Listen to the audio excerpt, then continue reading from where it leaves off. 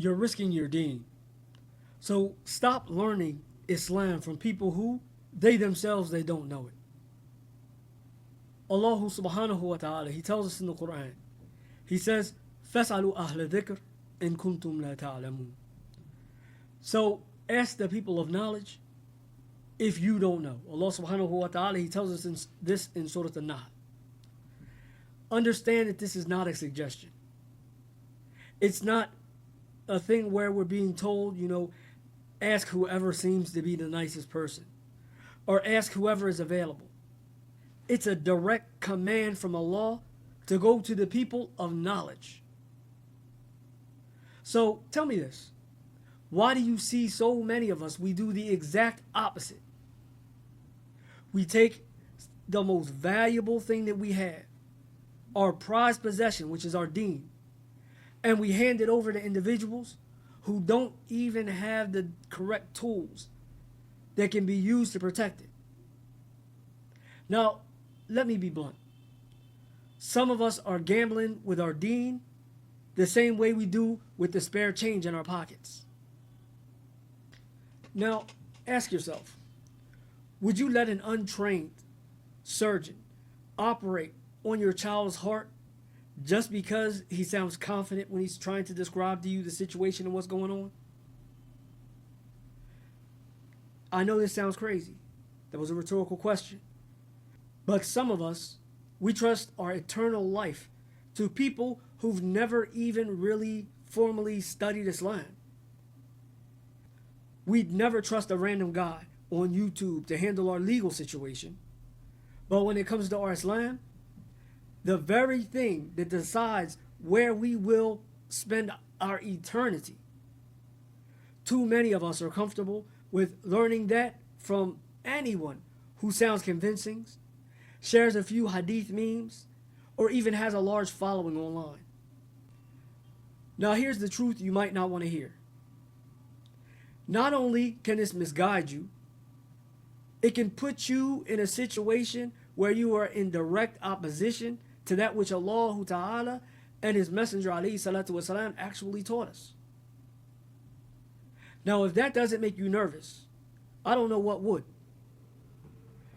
I know some of you are going to say that Abdul Latif, right now you're sounding a little extreme. But stay with me.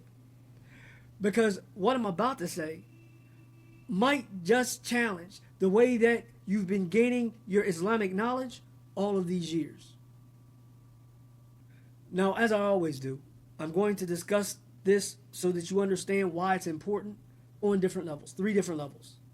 And I'm sure so many of you have already watched enough of my videos, you know how I'm going to come. I'm going to come with the personal level, the community level, and the future situation of our ummah. All right? So on the personal level, when you learn from an individual that's not qualified, you're not just risking them making small mistakes, but you could actually be building the entirety of your worship on something that's invalid. Now just think about this for a minute.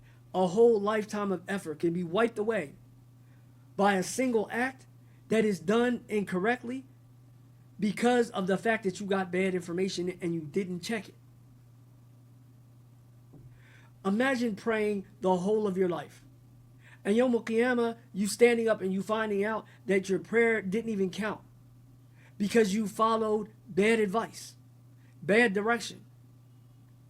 Now, how would you feel if your salah, which is your direct link with Allah Ta'ala, was invalid for years, all because you didn't check your source?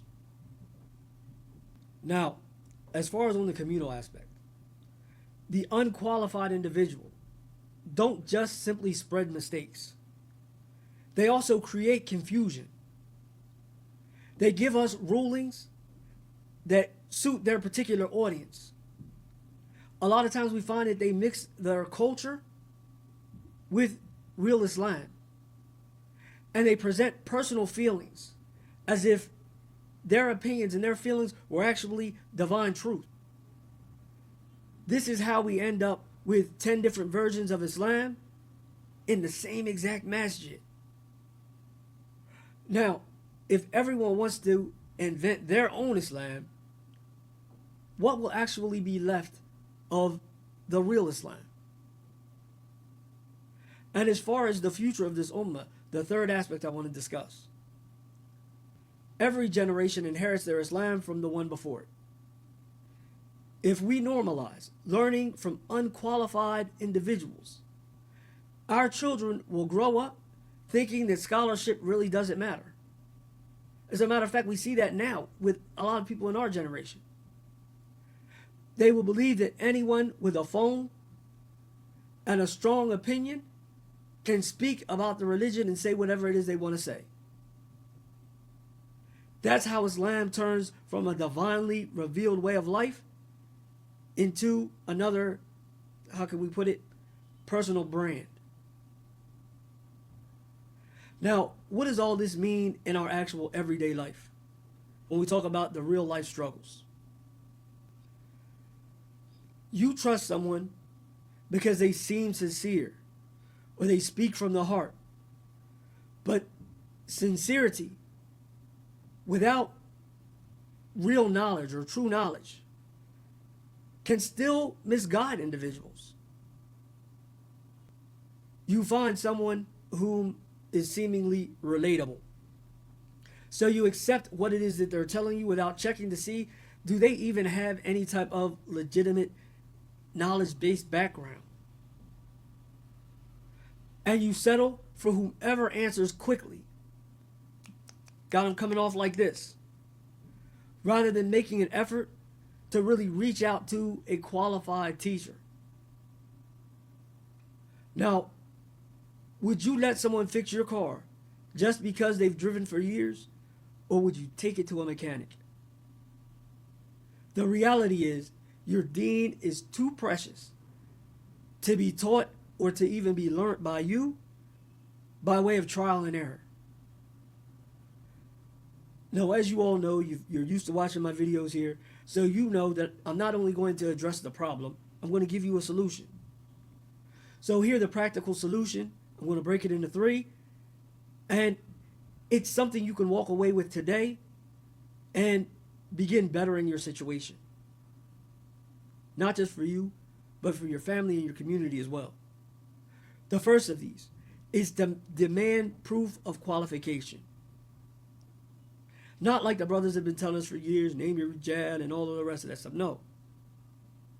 But if an individual cannot tell you where they studied, who they studied with, another thing that's important is for how long they studied. Not how long they stayed, but how long they studied.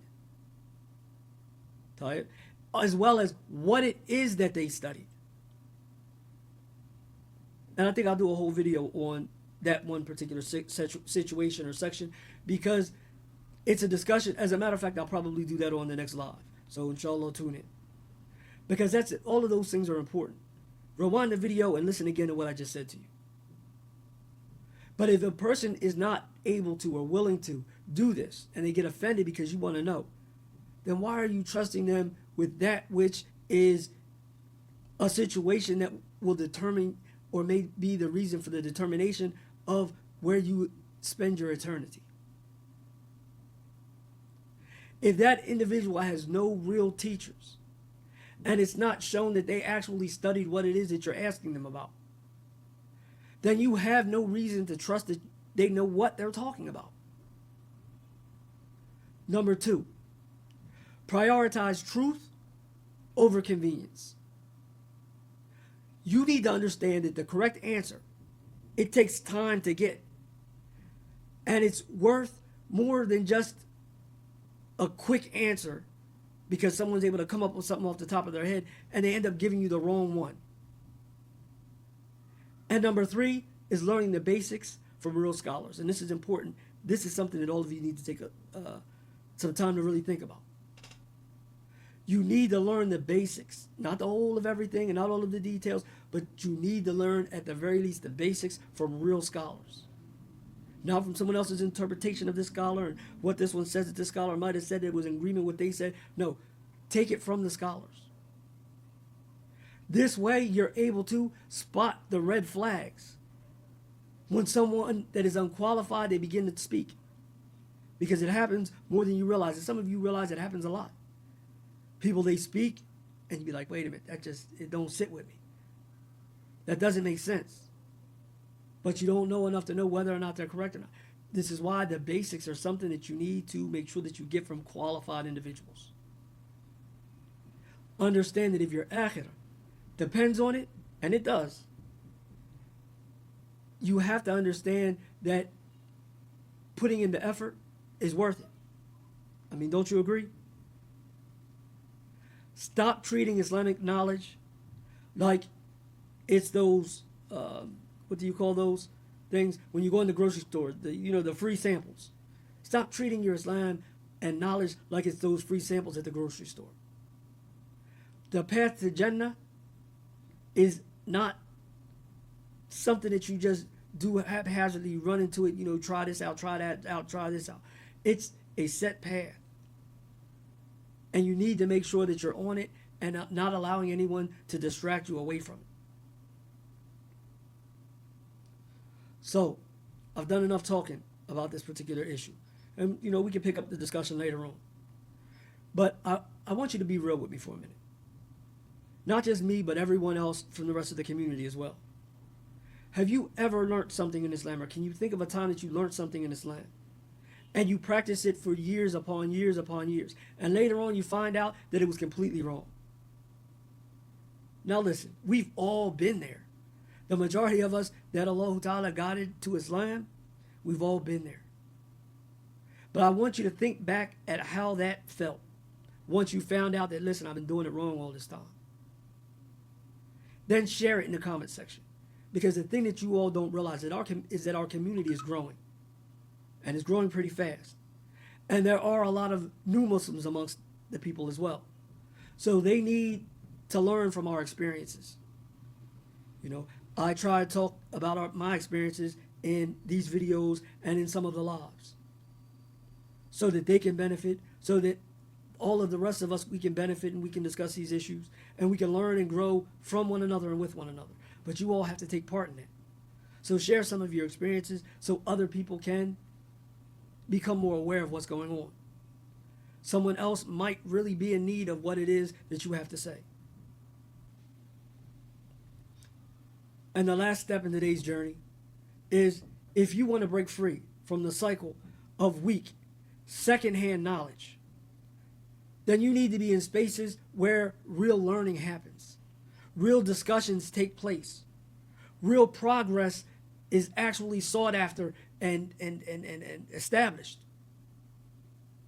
And that's what our private group inside of the Patreon, Next Level Muslims, is all about. People who want to lead themselves and their families and their communities with confidence, backed by authentic scholarship. This is not a fan club. It's a training ground for leaders. This isn't something that's for passive listeners. It's for those who are ready to stop following just anybody and start following the truth. I put a link so that you can join us in this particular group on the Patreon. And remember, it's called Next Level Muslims. The link is in the comment section. Go to the comment section, click on it right now, and join. And we'll see you on the inside. Don't forget to like, comment, and share the video. Make sure to smash that like button as many times as possible. And we'll see you in the next video.